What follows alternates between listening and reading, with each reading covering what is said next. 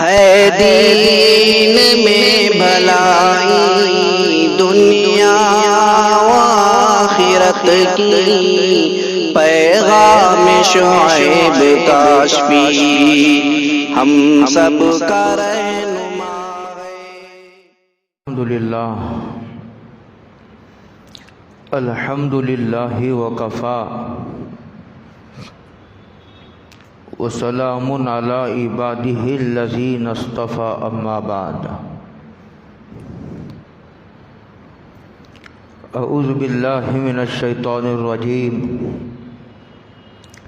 بسم اللہ الرحمن الرحیم۔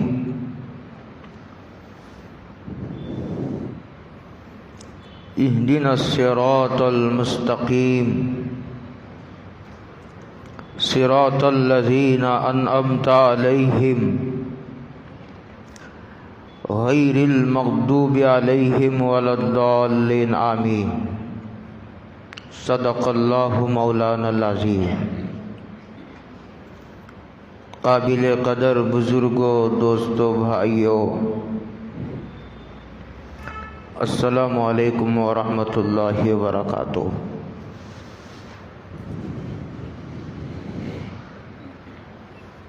اس وقت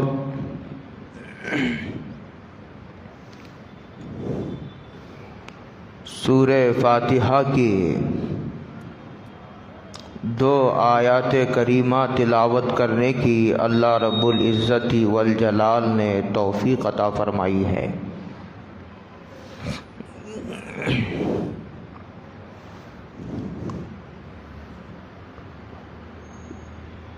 سورہ فاتحہ یہ قرآن کریم کا خلاصہ ہے۔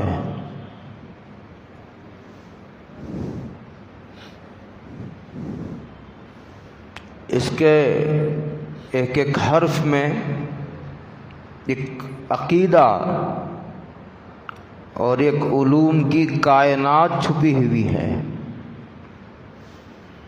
اب ان تمام آیات پر بحث نہیں کرنا ہے۔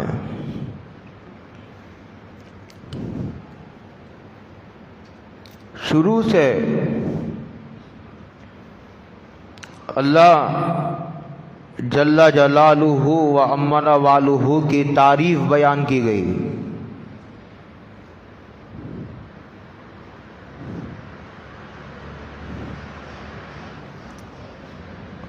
اور اس کے بعد دعا کا مضمون شروع کیا گیا۔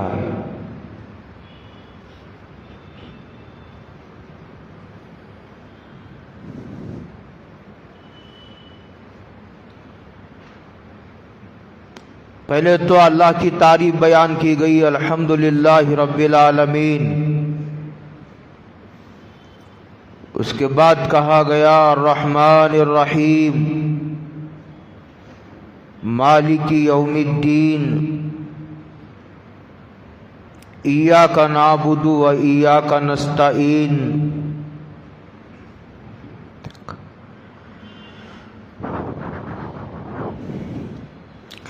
اہدنا الصراط المستقیم سے دعا کا مضمون ہے۔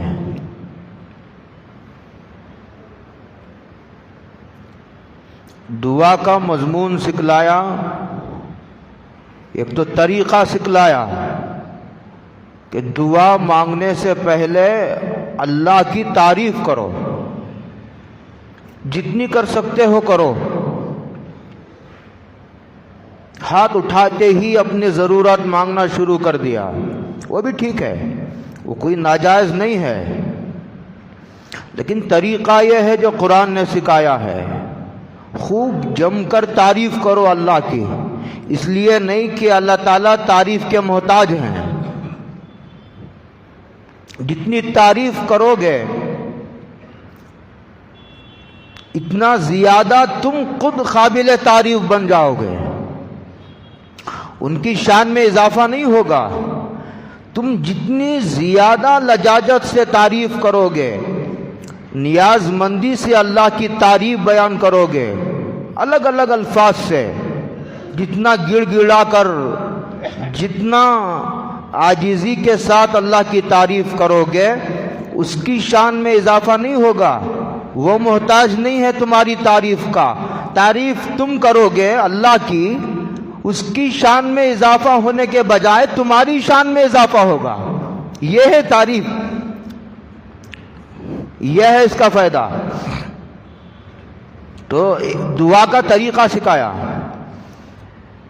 اس کے بعد اگر بندوں کو یہ آزادی دے دی جاتی، مانگو جو مانگنا ہے،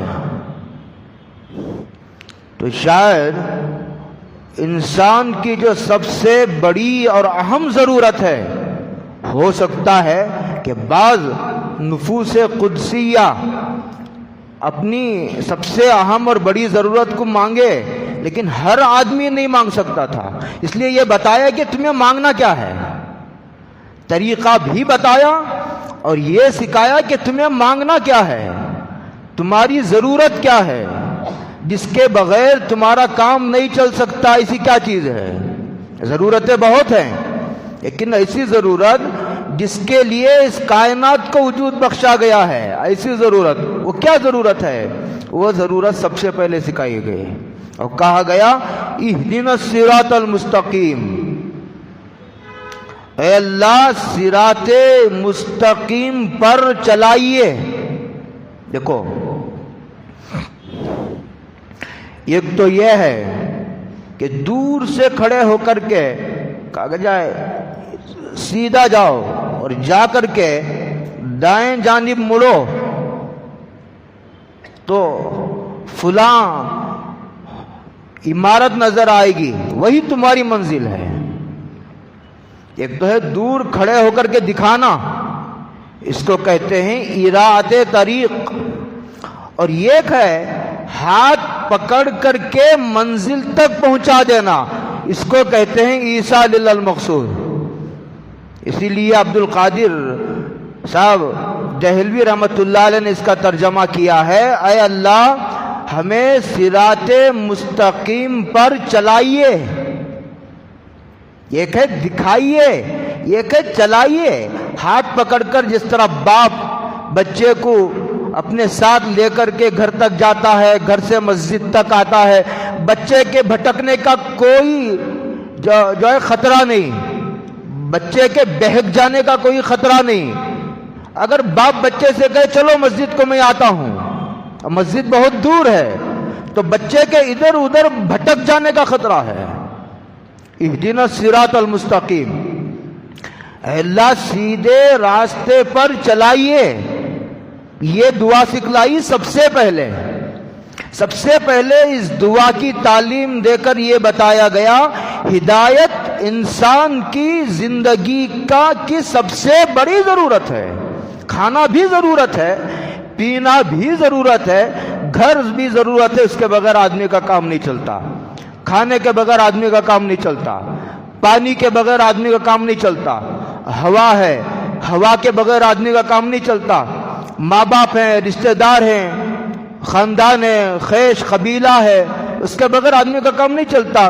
لیکن جو ہدایت یہ انسان کی سب سے بڑی ضرورت ہے. وہ سب سے بڑی ضرورت ہو سکتا ہے انسانوں کو بتانے کے بعد پتا چلا ہو. اگر ان کو آزاد چھوڑ دیا جاتا، مانگو کیا مانگنا ہے، ہو سکتا ہے کہ انسانوں کی اکثریت یہ دعا مانگنے میں کامیاب نہ ہو سکے. یہ اللہ تعالیٰ کی عنایت ہے. وہ طریقہ بھی بتاتے ہیں دعا مانگنے کا، اور مضمون بھی خود لکھ کر دیتے ہیں. یہ سرکاری مضمون ہے، یہ سرکاری مضمون ہے. لکھ کر خود کہتے ہیں کہ اس طرح درخواست لکھ کر ہمیں پیش کرو. اس کے قبولیت میں کیا شبہ ہے؟ اہدنا الصراط المستقیم، سیدھے راستے پر چلائیے ہمیں. ہر آدمی کو دل کی گہرائیوں سے یہ دعا مانگنے کی ضرورت ہے.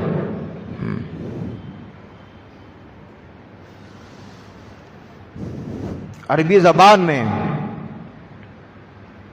دعا مانگنے کے لیے اور کسی کو حکم دینے کے لیے، دونوں کے لیے ایک الفاظ استعمال ہوتے ہیں. فرق اس طریقے پر کیا جاتا ہے. چھوٹا ہے، شاگرد ہے یا بچہ ہے، اپنے باپ سے یہ کہتا ہے کہ مجھے فلاں چیز لے کر کے دے دو، مجھے فلاں کھلونا لے کر کے دے دو، تو وہ حکم نہیں کرتا، وہ درخواست کرتا ہے، وہ گزارش کرتا ہے. لیکن ایک استاد اپنے شاگرد کو، ایک باپ اپنے بچے کو کہتا ہے پانی لاؤ، تو وہ گزارش نہیں کرتا، وہ حکم کرتا ہے. بڑا چھوٹے کو اگر یہ الفاظ استعمال کرے تو حکم، چھوٹا بڑے کو اگر کہے تو وہ درخواست. الفاظ دونوں کے ایک. دیکھو یہ جو ہدایت ہے اس کی جو ضد آتی ہے عربی میں، وہ آتی ہے ضلالت، گمراہی. یہ ہدایت کی ضد ہے. اب ہدایت کسے کہتے ہیں؟ صراط المستقیم کسے کہتے ہیں؟ صراط مستقیم سے وہ راستہ مراد ہے جس میں کسی قسم کا ٹیڑھا پن نہ ہو.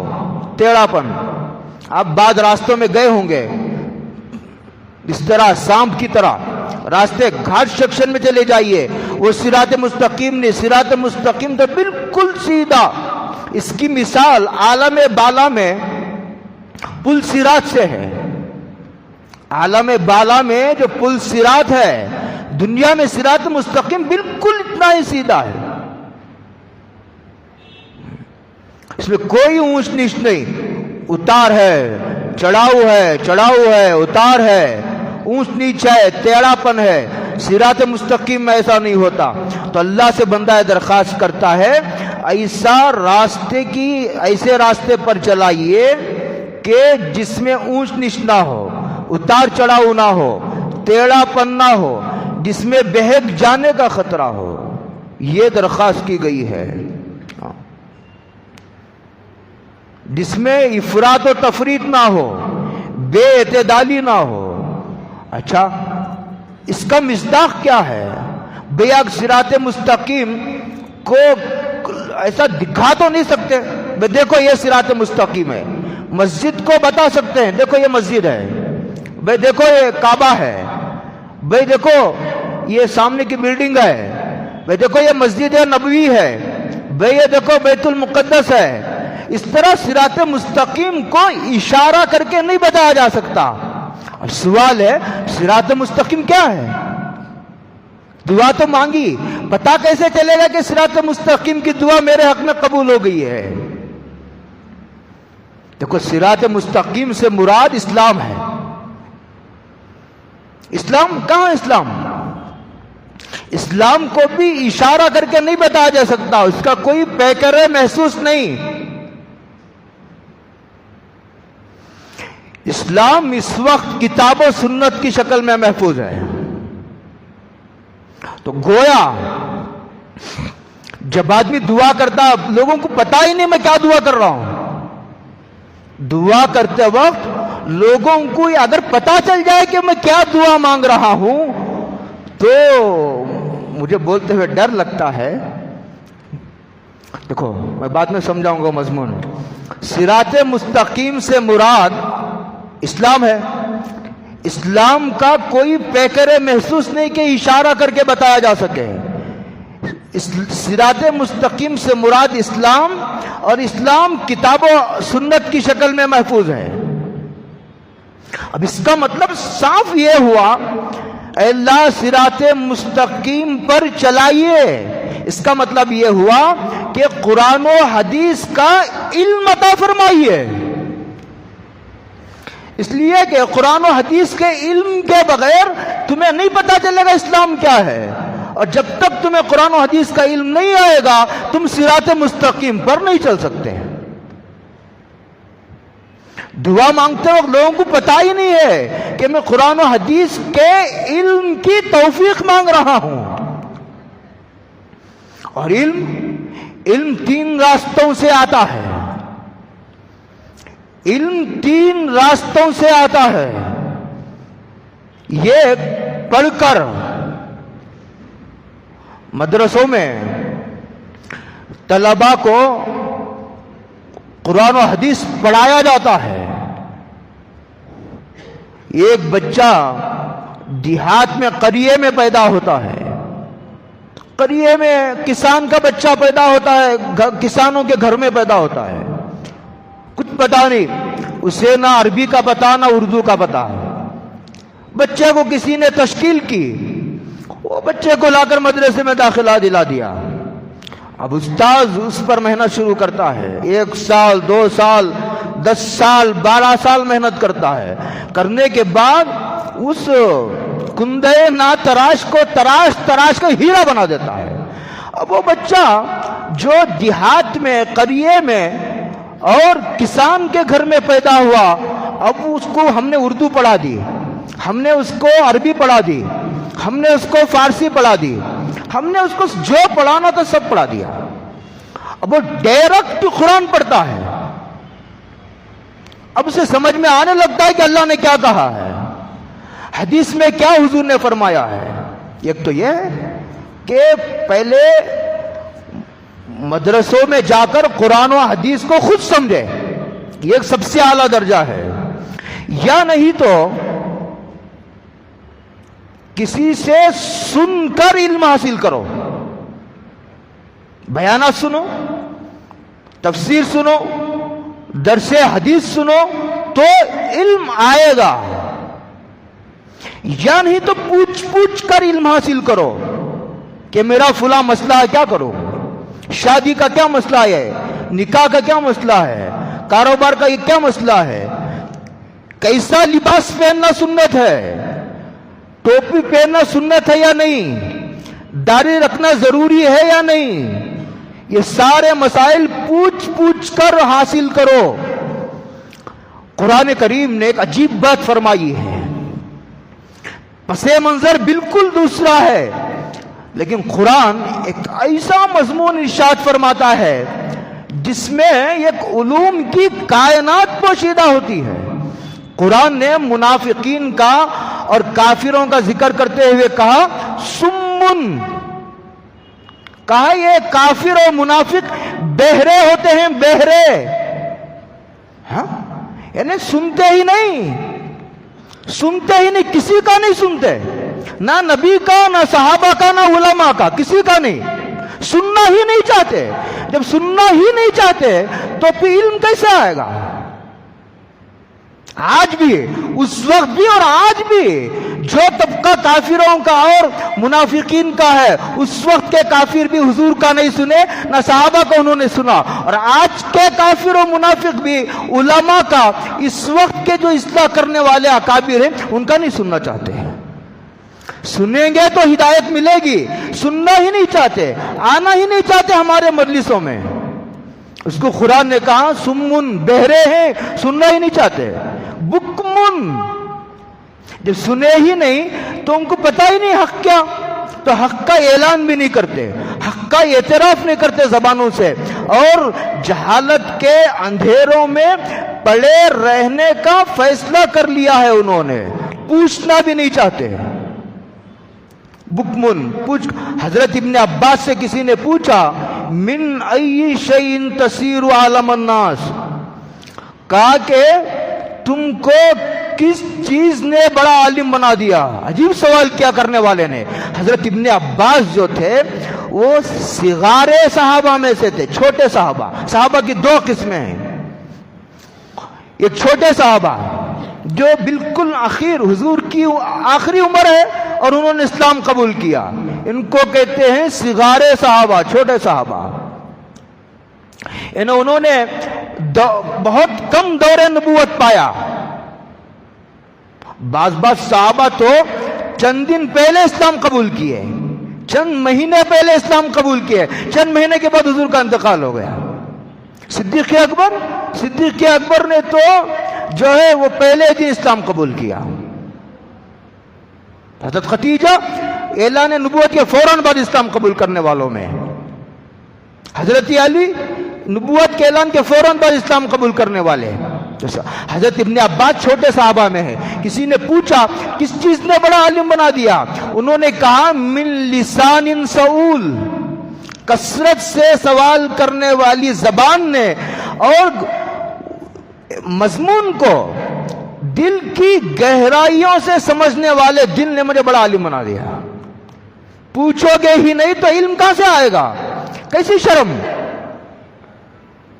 گناہ کرتے ہوئے شرم نہیں آتی، علم حاصل کرتے ہوئے شرم آتی ہے. توبہ توبہ. پوچھنے میں شرم آتی ہے، جہالت سے شرم نہیں آتی.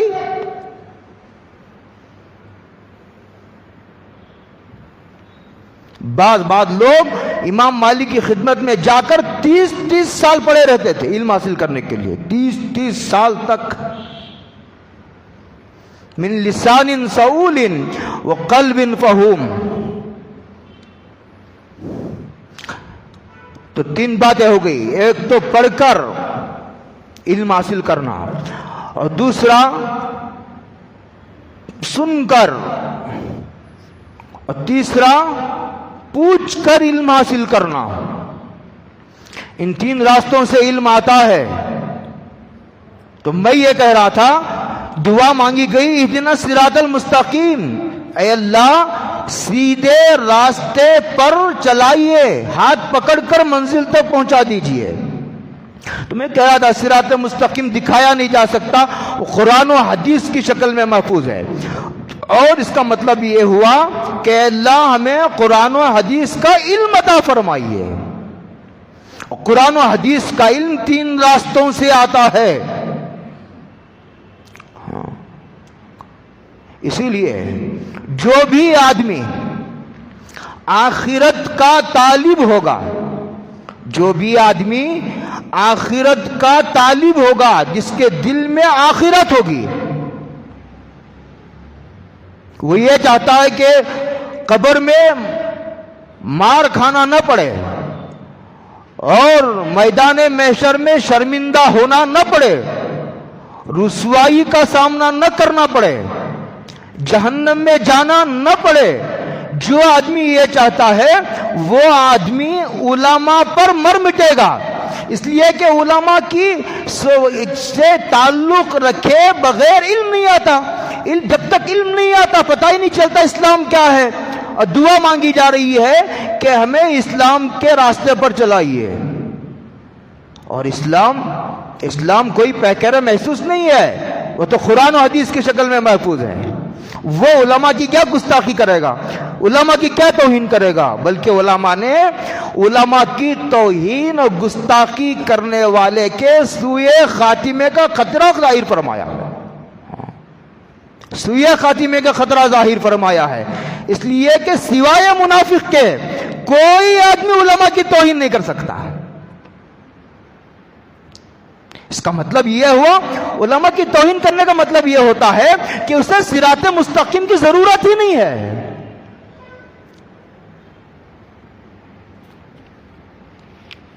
اب کسی پر وحی نازل نہیں ہوتی، وحی کا دروازہ بند. حضور آخری نبی ہیں، انا خاتم النبیین لا نبی بعدی. اب کتابیں پڑھنی پڑے گی علم حاصل کرنے کے لیے. جو نازل ہونا تھا حضور پر نازل ہو چکا، کتابوں میں محدثین نے محفوظ کر دیا بہت عزم و احتیاط کے ساتھ. اب جو جتنا گہرائی سے پڑھے گا سمجھے گا وہ اتنا بڑا رہبر بن سکتا ہے. فقہ اسلامی کی، قرآن حدیث اور فقہ اسلامی کی شکل میں معجزانہ طور پر یہ اسلام محفوظ ہے. تو پتہ چلا صراط مستقیم کی دعا کرنے کا مطلب اسلام کے عقائد، اعمال، اخلاق کا علم اور اس پر عمل کی توفیق مانگنا ہے. اور عقائد، اعمال وغیرہ کا علم قرآن و حدیث میں موجود ہے، اور قرآن و حدیث کا علم علماء پر ڈیپینڈ ہے. لہذا معتبر علماء سے تعلق رکھنا، ان کے دروس اور بیانات سننا، معتبر علماء کی کتابیں پڑھنا. نیٹ پر لاکھوں ویب سائٹ ہیں، کتنے؟ ہزاروں نہیں، لاکھوں ویب سائٹ ہیں. تم نیٹ مار کر کے، اور زیادہ تر 80 سے زیادہ فیصد گمراہ لوگوں کے بیانات اپلوڈ ہیں، قادیانیوں کے. اور بھی میں کیا نام لوں، یہ جمعہ کا بیان ہے، اس میں عوام کا مجمع زیادہ ہے. میں نام نہیں لینا چاہتا، ایسے لوگ جن کے کفر پر اتفاق ہے، ایسے لوگوں کے زیادہ بیانات اپلوڈ ہیں. اس لیے اپنے بچوں کو نیٹ کے ذریعے سے علم حاصل کرنے سے منع کرو. دیکھنا ہو تو دیکھ لو، لیکن زندہ علماء سے علم حاصل کرو. جب بیمار ہوتے ہو تو کیا کرتے ہو؟ ویب سائٹ مار کر کے علاج کرتے ہو، ڈاکٹر کے پاس نہیں جاتے. کیا علماء ختم ہو گئے؟ وہ علماء جو آگے کی آیت، جہاں میں نے آیت ختم کی ہے وہاں جب تشریح کروں گا غیر المغضوب علیہم ولا الضالین کی جب میں تشریح کروں گا وہاں بتاؤں گا کہ علم حاصل کرنے کے لیے کیسے علماء کا ہونا ضروری ہے، ان کی کیا پہچان ہے، کن لوگوں سے علم حاصل کرنا چاہیے اور کن لوگوں سے نہیں حاصل کرنا چاہیے. قرآن نے ان کا بھی بتا دیا ہے. عجیب بات ہے، قرآن عجیب و غریب کتاب ہے.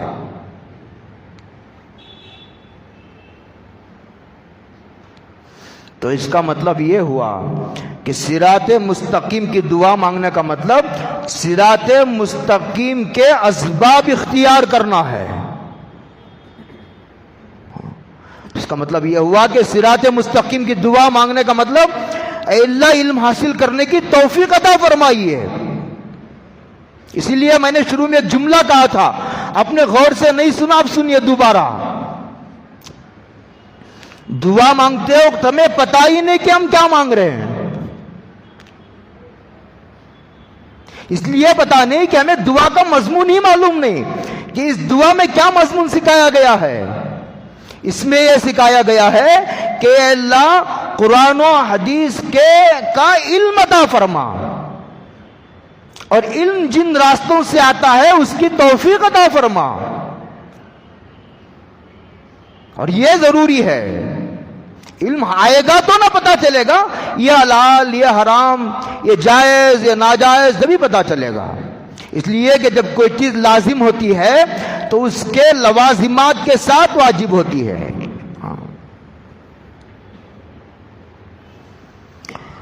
اور ایک بات میں نے شروع میں کہی تھی جب آیت کی تشریح شروع کی، قرآن نے دعا کا طریقہ سکھایا اور پھر دعا کا مضمون خود لکھ کر دیا، یہ دعا مانگو. تم کیا، تمہارا دماغ کیا، تمہیں کیا پتا چلے گا تمہاری کیا ضرورت ہے. اس لیے ہم خود سکھاتے ہیں تمہیں کیا مانگنا ہے. دینے والا خود لکھ کر دے رہا ہے کہ تم اس طرح درخواست لکھ کر کے ہماری جناب میں پیش کرو. عنایت ہوگی نا. دینے والا خود بتا رہا ہے کہ یہ مانگو، یہ تمہاری ضرورت ہے، یہ تمہاری سب سے اہم ضرورت ہے، یہ تمہاری سب سے بڑی ضرورت ہے. بعض علماء بعض لوگوں کو یہ کہتے ہوئے سنا، بعض ناقبت اندیش لوگوں کو یہ کہتے ہوئے سنا کہ ہمارا بچہ سب کچھ ہے، انجینئر ہے، ڈاکٹر ہے، ہمارا بچہ ایسے آفیسر ہے، لیکن بس اتنی کمی ہے کہ ہمارا بچہ دیندار نہیں ہے. توبہ توبہ توبہ. شیخ الاسلام تقی عثمانی صاحب نے نقل کیا ہے، ان کے پاس ایک صاحب آئے، انہوں نے کہا کہ حضرت ہمارا بچہ ڈاکٹر ہے، ہمارا بچہ انجینئر ہے، تھوڑی سی کمی ہے، ہمارا بچہ بے دین ہے. یہ کوئی چھوٹی کمی ہے؟ اس کا مطلب یہ ہوا حضرت ہمارا بچہ سب کچھ ہے، بس اتنی بات ہے کہ ہمارا بچہ جہنمی ہے. اور جہنم میں جانا کوئی آسان ہے؟ یہ کوئی معمولی کمی ہے؟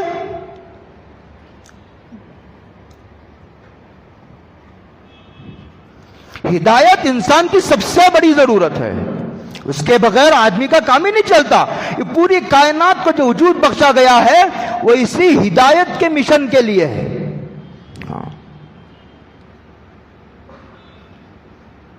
جیسے کوئی آدمی کہے حضرت ہمارا بچہ، ہمارے بچے کا ہر عضو موجود ہے، لیکن بس اتنی بات ہے کہ اس کے اندر جو روح تھی، روح وہ نکل گئی ہے. اس کے اندر جو روح تھی وہ روح نکل گئی ہے. یہ کوئی معمولی کمی ہے؟ روح نکل جانے کے بعد یہ بدن کے ڈھانچے کو لے کر کیا کرو گے؟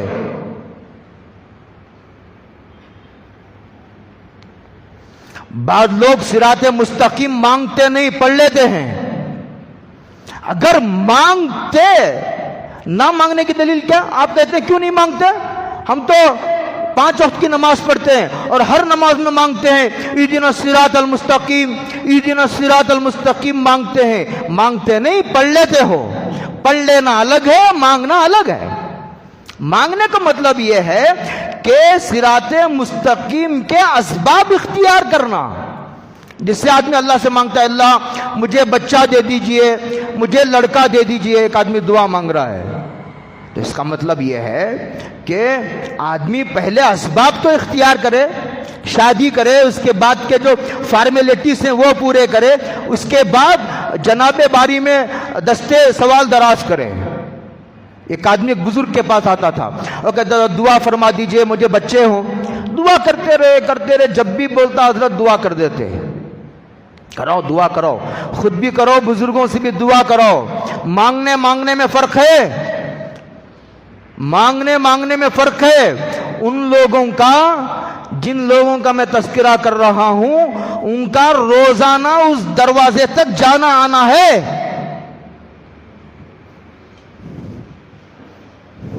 ان سے ملنے کی یہی ہے ایک راہ، ان سے ملنے کی یہی ہے ایک راہ۔ ملنے والوں سے راہ پیدا کر، منسٹر سے ملنے والوں سے ملا کرو، ایک نہ ایک دن وزیر اعظم سے ملاقات ہو جائے گی۔ اور جن کی ان سے ملاقات ہوتی ہے، جن کا ان کے دروازے پر جانا آنا ہے، ان سے تعلقات کو مضبوط کرو، ایک نہ ایک دن تم کو بھی اس دروازے تک پہنچائیں گے۔ ہم دعا پڑھ لیتے ہیں، ایک تو ہمیں پتہ ہی نہیں ہم کیا مانگ رہے ہیں، میں نے تشریح کی ہے اس کی۔ دوسرا ہم پڑھ لیتے ہیں، مانگتے نہیں۔ اگر مانگے ہوتے تو ہم علم حاصل کرتے۔ علم حاصل نہ کرنا اس بات کی دلیل ہے کہ ہم صراط مستقیم مانگتے نہیں، صراط مستقیم کی دعا پڑھ لیتے ہیں۔ صراط مستقیم کی دعا مانگنے والا جاہل رہے گا، قرآن و حدیث کے علم سے کورا رہے گا، ایسا نہیں ہو سکتا۔ تو اس بزرگ نے ان سے پوچھا بھائی تم کب سے دعا کرا رہے ہو؟ 10 سال سے دعا کرا رہے ہو بچوں کے، اب تک بچے نہیں ہوئے؟ اور کبھی دعا قبول ہونے میں دیری بھی ہوتی ہے، مایوس نہیں ہونا چاہیے، وہ بالکل الگ مضمون ہے، پھر عرض کروں گا میں وہ دعا کا مضمون۔ پوچھا بھائی تمہاری شادی ہو کے کتنے سال ہوا؟ انہوں نے کہا کہ حضرت ابھی شادی نہیں ہوئی۔ اے کمبخت، شادی ہونے کے بعد تو بچے ہوں گے؟ کوئی جبریل اوپر سے لا کر کے بچہ پھینک کر کے جائے گا؟ قدرت تو اللہ کو اس پر بھی ہے، لیکن اللہ کی سنت نہیں ہے، اللہ کا دستور نہیں ہے، اللہ کا یہ قانون نہیں ہے۔ اللہ کا قانون یہ ہے کہ میاں بیوی، ایک مرد عورت کی شادی ہوگی، اس کے بعد کی فارمیلٹیز پورے ہوں گے، اس کے بعد دعا کرو، پھر اللہ کو منظور ہوگا تو بچے ملیں گے۔ ورنہ شادی کے بعد بھی بچہ ملنا میاں بیوی کے کنٹرول میں نہیں۔ ہزاروں لوگ ہیں، شادی ہو گئے 20 سال ہو گئے، بچے نہیں۔ شادی ہونے کے بعد بھی بچوں کا دینا اللہ کی ذمہ ہے، ان کے قبضے قدرت میں، کنٹرول میں ہے۔ جیسے آدمی دکان کھول کے بیٹھ جاتا ہے، دکان کھول کے بیٹھ جانا ہی انسان کے بس میں ہے۔ کسٹمرز کے دلوں کو مجبور کرنا کہ اس کے دکان سے خریدو، یہ انہوں نے اپنے کنٹرول میں رکھا ہے، مین سوئچ وہاں ہے۔ لا نسألک رزقا نحن نرزقک وفی السماء رزقکم وما توعدون۔ تمہیں سمجھتے ہو کہ دکان روزی دیتا ہے، تمہاری روزی تو روزانہ آسمانوں سے نازل ہوتی ہے۔ تم دکان کھول کر بیٹھ گئے، اور ہم اگر گاہکوں کو، کسٹمرز کو نہ بھیجے تو مٹی چٹوا دیں گے، تب پتا چلے گا۔ اگر ایک روٹی کی قیمت بتانے پر آ گئی، اگر وہ قدرت کبھی ناراض ہو کر، تب پتا چلے گا قدرت کسے کہتے ہیں۔ بڑی بے نیاز ذات ہے۔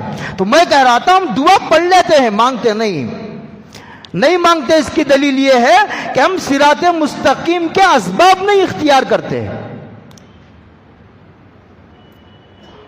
بعض لوگ، اچھا دیکھو، اگر کافر بھی دل سے دعا مانگتا ہے قدرت اس کی بھی دستگیری کرتی ہے.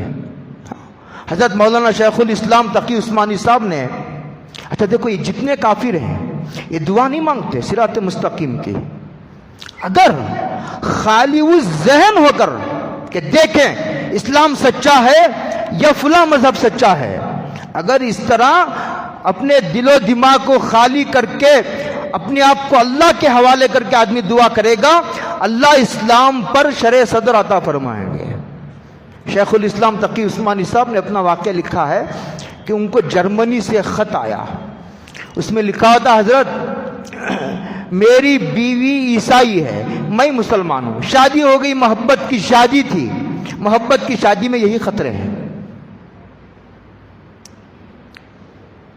مسلمان لڑکی کو پسند کر لیا، اگر شیعہ، اگر قادیانی، غیر مسلم کرسچنز کی لڑکی کو پسند کر لو تو پھر تمہاری نسلوں کا کیا بنے گا؟ بہت پہلے میں نے 2-3 مہینے پہلے اس مضمون پر میں نے سیر حاصل بحث کی ہے. اب پھر میں ادھر نہیں جانا چاہتا. میں یہ کہہ رہا تھا کہ خط آیا، شوہر نے لکھا کہ حضرت میری بیوی عیسائی ہے، میں مسلمان ہوں، کرم شادی ہو گئے، بچے ہو گئے. اب اس پر جھگڑا ہے کہ میں یہ کہتا ہوں کہ بچے کی تربیت اسلام کے طریقے پر ہوگی، وہ کہتے ہیں نہیں عیسائیت کے مطابق ہوگی. اب رات دن جھگڑا ہے، کیا کریں؟ تو انہوں نے کہا کہ 2 کام کرو. یہ میری کتاب ہے انگریزی میں، عیسائیت کیا ہے وہ میں بھیج رہا ہوں پوسٹ کے ذریعے، اسے پڑھو. اور دوسرا، صبح 10 منٹ، شام کو 10 منٹ بالکل توجہ کے ساتھ اللہ سے اہدنا الصراط المستقیم کی دعا مانگا کرو کہ اللہ اگر اسلام سچا مذہب ہے تو اس کی توفیق عطا فرما، اور اگر عیسائیت سچا مذہب ہے اس پر شرع صدر عطا فرما. کہتے ہیں کہ 15 دن کے بعد خط آیا، حضرت میں نے آپ کے بتائے ہوئے 2 کام مسلسل کرتی رہی، اور کل رات میں نے ایک عالم کے دستے حق پرست پر اسلام قبول کر لیا ہے، مجھے اللہ نے اسلام پر شرع صدر عطا فرمایا ہے. یہ جو کافروں کو ہدایت نہیں ملتی وہ اس لیے نہیں کہ اللہ ہدایت دینے پر قادر نہیں ہے، وہ ہدایت مانگتے ہی نہیں، وہ ہدایت کے راستے پر آنا ہی نہیں چاہتے، گمراہی میں پڑے رہنے کا انہوں نے فیصلہ کر لیا ہے. اب خدا کی ذات باغیرت ہے کہ تم بھاگتے رہو، وہ پیچھے پیچھے آ کر کے ہدایت چمٹا دے. اللہ جو ہے اتنے بے غیرت تو نہیں.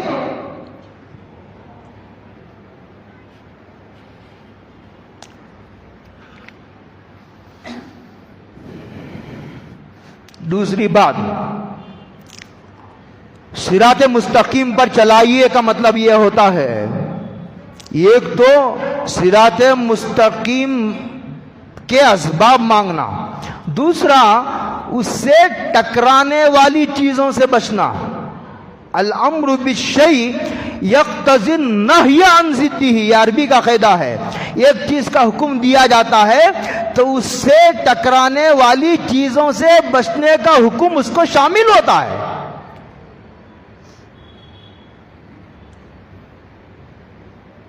یا تو کتاب پڑھو یا ٹی وی دیکھو. کتاب بھی پڑھتا رہوں گا، ٹی وی بھی دیکھتا رہوں گا، ایک ہی وقت میں 2 کام نہیں. کتاب پڑھنا ہو تو ٹی وی سے بچنا پڑے گا. حالانکہ ٹی وی سے بچنے کا حکم جو ہے وہ صراحتاً نہیں دیا گیا، لیکن کتاب پڑھنا ہو تو پہلے ٹی وی سے بچے گا تو نہ مکتب کو آئے گا. صراط مستقیم سے ٹکرانے والی چیزوں سے بچنا پڑے گا. جو چیزیں صراط مستقیم سے ہٹا دیتے ہیں ایسی چیزوں سے، ویسی چیزیں کیا ہیں میں آگے چل کر کے آپ کو بتاؤں گا. جب غیر المغضوب علیہم ولا الضالین آئے گا تب میں بتاؤں گا. مثال کے طور پر گمراہ لوگوں کے بیانات سننا یہ صراط مستقیم سے ہٹا دیتے ہیں، اور اسی طرح ان کی مجلسوں میں جانا، ان کا لٹریچر پڑھنا، ان سے محبت کرنا.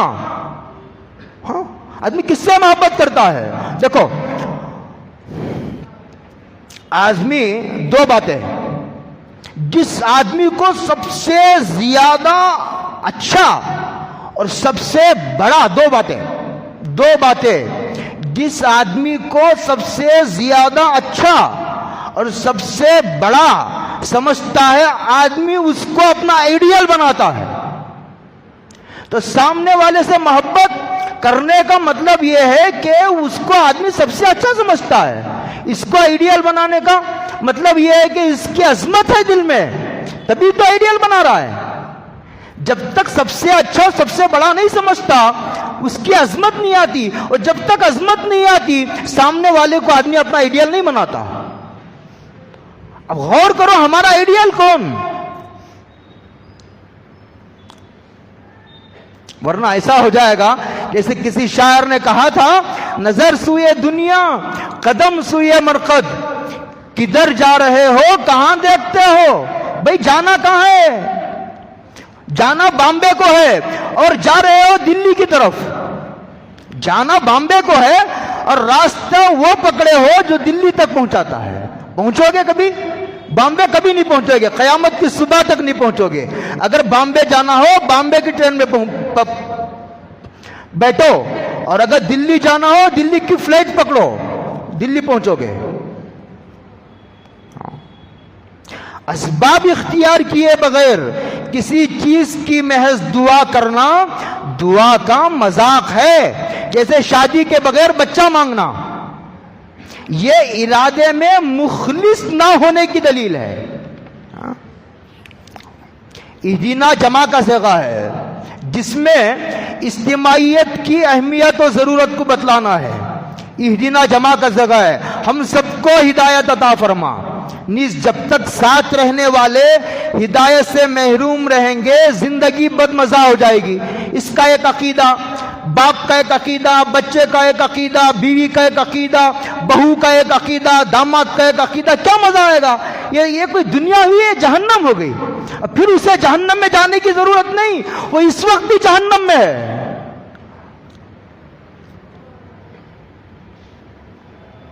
سب کا مزاج الگ, سب کا عقیدہ الگ, کیا مزہ آئے گا جینے میں؟ تو جو بھی انبیاء کا طریقہ یہ ہے کہ وہ خود ہدایت پر ہوتے ہیں اور پھر یہ چاہتے ہیں کہ ساری انسانیت ہدایت پر آ جائے, اور میری بیوی ہدایت پر آ جائے, میرے بچے ہدایت پر آ جائے. اور جو باپ اپنے بچے کے لیے ہدایت کی دعا نہیں کرتا, ہدایت کے راستوں پر نہیں ڈالتا, اس کا مطلب یہ ہوا کہ اسے خود ہدایت پر شرع صدر نہیں ہے, وہ کسی کے دباؤ میں آیا ہے. ہدایت یافتہ کے لیے صراط مستقیم پر باقی رہنا اس وقت آسان ہوگا جب ماحول سازگار ہوگا. لہذا ساری انسانیت کو اپنی دعا میں شریک کرنا ہر دعا کرنے والے کی ضرورت ہے. میں کہہ رہا ہوں اللہ سب کو ہدایت عطا فرما, پوری انسانیت کو نفع پہنچے گا, لیکن سب سے پہلے پوری انسانیت کی ہدایت کی دعا کرنا یہ میری ضرورت ہے. اس لیے کہ جتنے لوگ ہدایت کے راستے پر آئیں گے مجھے دین پر جمنا آسان ہوگا. سمجھ میں آئی؟ یہ اس طرح ضرورت بن جاتی ہے ہر آدمی کی. یہ ایک سچا پکا مومن پوری انسانیت کو صراط مستقیم پر دیکھنا چاہتا ہے. یہ ہدایت کی حرص مومن کی زندگی کا لازمی حصہ ہے. یہ ایک مسلمان کی کمال روحانیت یہ ہے کہ وہ پوری انسانیت بالخصوص قریب ترین تعلق رکھنے والے مثلا اپنی بیوی اور اپنی اولاد کے تعلق سے یہ چاہتا ہے کہ انہی کے رنگ میں رنگ جائے, ان کی زندگیاں بھی انہی کے نمونے پر ڈھل جائے. جن کو علم ہے ان کے دعا کرنے کا مطلب یہ ہے کہ اللہ علم پر عمل کی توفیق عطا فرما, اور ایک آدمی علم والا بھی ہے اسے اللہ نے عمل کی توفیق بھی عطا فرمائی ہے, تو وہ بھی دعا کرتا ہے صراط مستقیم کی. اس کا مطلب یہ ہے کہ صراط مستقیم پر میرے قدم جما دیجئے. اور ایک نبی بھی دعا مانگتا ہے, اس کا مطلب یہ ہے کہ ہدایت کے درجات میں ترقی عطا فرمائی ہے. ہدایت کے کروڑوں درجے ہیں, ہدایت کے کروڑوں درجے ہیں. ایک بات اور اخیر میں, یہ تو ہو گئی دینی ضرورت. یہ دعا دنیا کی الجھنوں میں بھی بڑی مفید ہے, بڑی زود اثر ہے. دنیاوی مسائل میں بھی اس سے استفادہ کیا جا سکتا ہے. انسان کا علم و تجربہ انسان کا علم و تجربہ اور اس کی عقل اتنی چھوٹی ہے کہ دنیاوی مسائل میں بھی مکمل رہبری کے لیے ناکافی ہے۔ انسان کا علم کتنا چھوٹا ہے بتانے کے لیے دنیا میں کوئی چیز نہیں ہے۔ یہ کہا جاتا ہے کہ انسان کا علم رائی کے دانے کے برابر ہے، وہ سمجھانے کے لیے کہا جاتا ہے، اس لیے کہ رائی کے دانے سے چھوٹا کوئی دانہ نہیں، ورنہ انسان کا علم رائی کے دانے کے برابر بھی نہیں، اس کی عقل، اس کا تجربہ رائی کے دانے کے برابر بھی نہیں، تو اسے اللہ سے رہبری حاصل کرنے کی ضرورت ہے یا نہیں ہے؟ اسے بڑی عقل والوں سے رہبری حاصل کرنے کی ضرورت ہے یا نہیں ہے؟ جب آدمی اپنے علم، عقل، تجربے کو بڑا سمجھ لیتا ہے تو سامنے والوں سے مشورے کی ضرورت نہیں محسوس کرتا، اسی لیے قدم قدم پر ٹھوکر کھاتا ہے۔ لہذا ہر انسان ہر لمحہ ہر مسئلے میں اور ہر مسئلے کے ہر جزئیے میں اللہ کی رہبری کا محتاج ہے۔ اس دعا کی برکت سے انشاءاللہ انسان در در کی ٹھوکر کھانے سے بچ جاتا ہے اور اس کا کام سمٹ جاتا ہے اور انسان کی صلاحیتیں اور اوقات محفوظ ہو جاتے ہیں، ورنہ جو آدمی اپنی علم و عقل پر بھروسہ کرتا ہے اس کو اس کی صلاحیتوں کے حوالے کر دیا جاتا ہے، اس کی صلاحیتیں بھی ضائع، اس کا دماغ بھی ضائع، اس کے اوقات بھی ضائع۔ بڑا کام کر سکتا تھا، اللہ کی رہبری سے جو آدمی محروم ہوتا ہے اللہ اسے رسوا کر دیتے ہیں۔ ہر لمحہ آدمی کو اللہ کی مدد کی ضرورت ہے۔ یہ اس آیت کی مختصر ترین تشریح تھی۔ اس کے آگے قرآن نے 4 طبقات کا ذکر کیا ہے۔ صراط الذین انعمت علیہم غیر المغضوب علیہم ولا الضالین، اس کی تشریح باقی ہے، انشاءاللہ آئندہ جمعہ ہو سکے تو دونوں کی یا نہیں تو ایک کی تشریح پوری کریں گے۔